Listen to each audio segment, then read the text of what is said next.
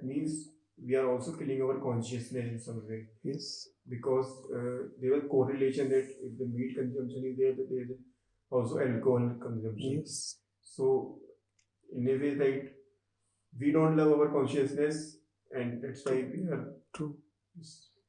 So The less you love yourself, the more likely it is that you will be a flesh eater. And the more you love yourself, the more you know your welfare, the more determined you are to help yourself out of this mess, the more loving and more compassionate you will be towards all conscious beings. So we can say that in a way, the spirituality, the mind is at rest and mind is more loving towards. Yes. So it's a more permanent solution, or Yes. right solution. Yes. To not only get rid of the animal cruelty, but other cruelties also. True. Kind of, because rape is also such thing where consciousness Correct. is not being valued. Correct. And there is a definite correlation between these things. All kinds of cruelty come from the same source.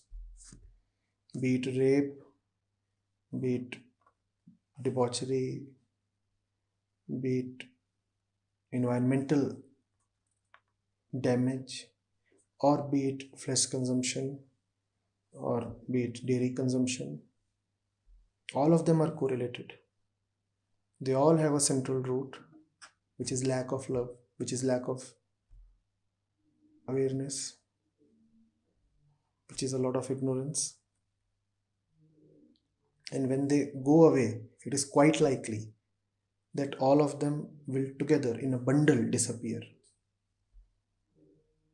So to the bigger picture, spirituality is the only solution. Spirituality is the only solution to everything. Spirituality is the only solution to the one we are. It is not merely a solution to our problems. It is the solution that dissolves the one we are.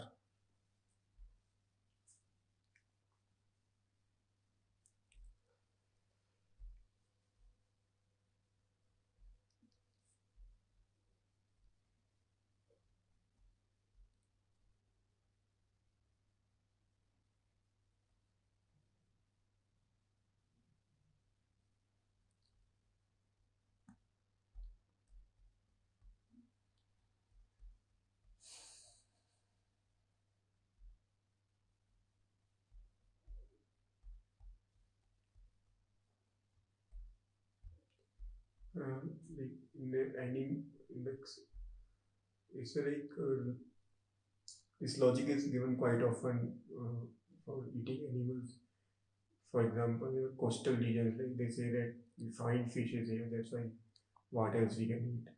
You find it's your family members regularly in your house. Why don't you eat them? This is nonsensical logic. If you say that in coastal regions you find fish, then in your house you daily find your wife and your kid and your parents. Why don't you eat them up? So it's not about what you easily find, what you can easily lay your hands on.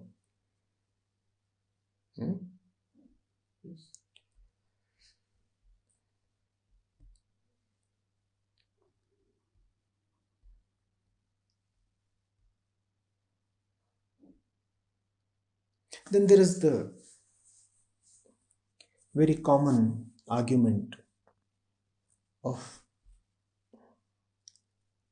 flesh eating being physically natural to man. People come up and say, all our ancestors were flesh eaters.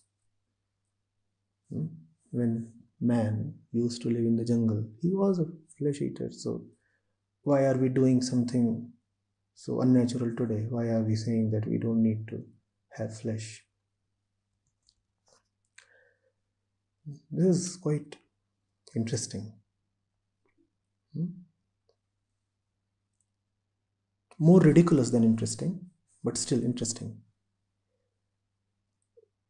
If you talk of Prakriti. And if you say, in Prakriti, man has been a flesh eater and therefore we must continue eating flesh, then we must also continue living on trees.